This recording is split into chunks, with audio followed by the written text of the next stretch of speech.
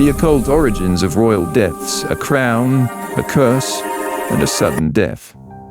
In the silent corridors of medieval palaces, where tapestries whispered secrets and candlelight danced on stone walls, the fates of kings and queens were not merely written by politics or warfare, but by shadows, by the unseen hands of alchemists, astrologers, and occult practitioners. History remembers the spectacle of power, the triumphs and defeats, but it often conceals the darker rituals that pulsed beneath the grandeur. These were times when the invisible world was not superstition, but strategy, when belief in curses and secret rites could alter the very course of dynasties. In the mid-16th century, Mary, Queen of Scots, lived under a constant canopy of danger.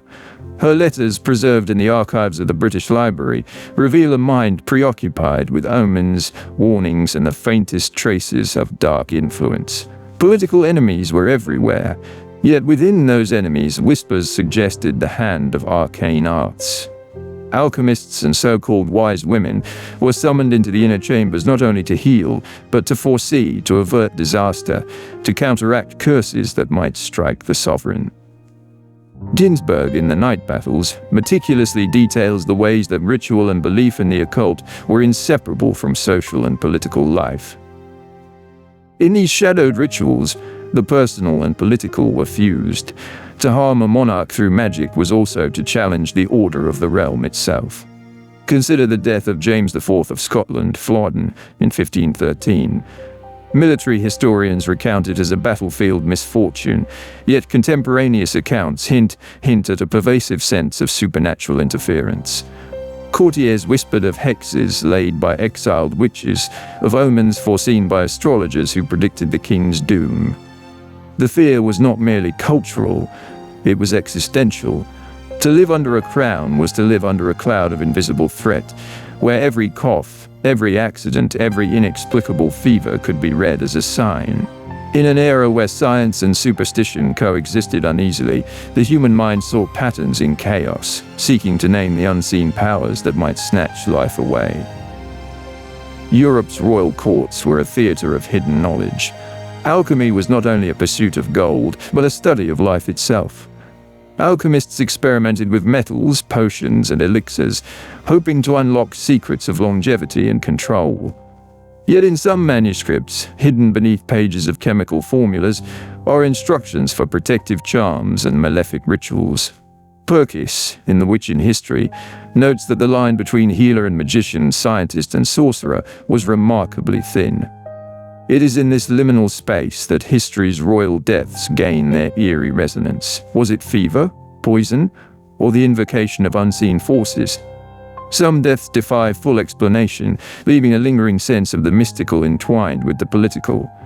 The case of the Stuarts illustrates this convergence vividly. Mary's cousin, Elizabeth I, navigated a court rife with prophecy, fear, and clandestine counsel. Letters and intercepted missives reveal her fascination with and fear of occult knowledge. Courtiers brought omens to her attention, warning of assassination through secret arts.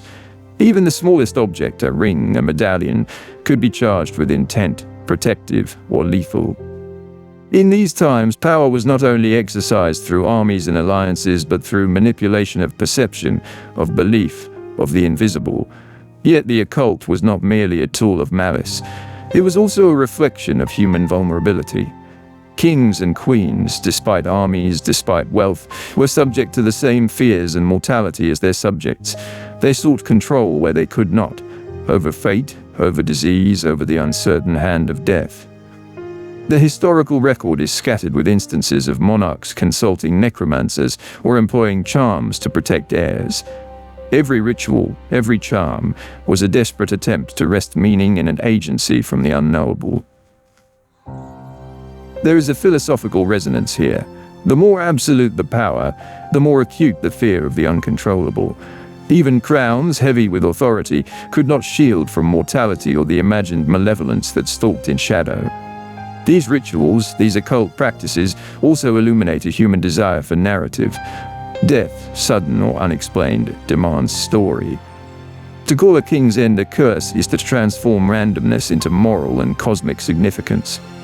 A queen poisoned by invisible hands becomes not merely a victim of politics, but a protagonist in a moral drama, a cautionary tale for those who wield and aspire to power. In this, we see the enduring human instinct to find meaning in the incomprehensible, to impose order on chaos, even if that order takes the form of shadowy rites and whispered spells. Let us reflect on the philosophical undertone. History, in these stories, teaches us not only about monarchs or magic, but about the fragile human mind in the face of uncertainty. It reminds us that power does not immunize against fear, and that the unseen, whether superstition, disease, or the hidden agendas of others, remains a defining force in life.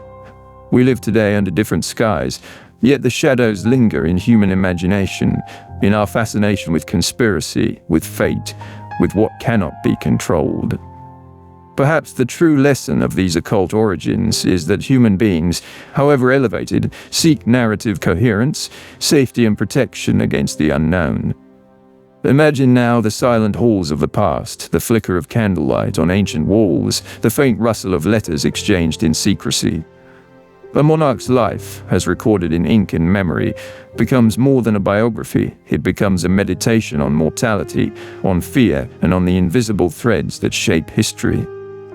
The study of these deaths does not merely reveal the occult, it reveals the timeless human condition, the perpetual dance with forces we cannot command. As we peer into the annals of these royal lives and deaths, a final reflection emerges.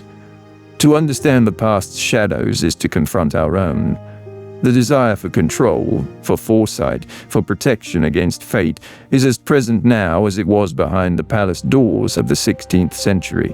History's ghosts remind us that mortality and uncertainty are universal, that wisdom is not in evading fear, but in recognizing and navigating it. The crown may fall, the curse may strike, yet the human spirit endures, seeking knowledge, seeking meaning, seeking to turn the shadows into insight.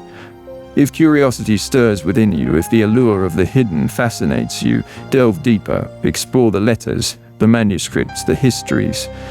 History is not merely to be read, it is to be experienced. And in the shadows of the past, you may glimpse not only the mysteries of royal deaths, but the enduring quest for understanding that defines us all. Dive into the secrets of history. Subscribe for more tales that unravel the unseen threads shaping our world, and remember, in every shadow, a story waits to be told.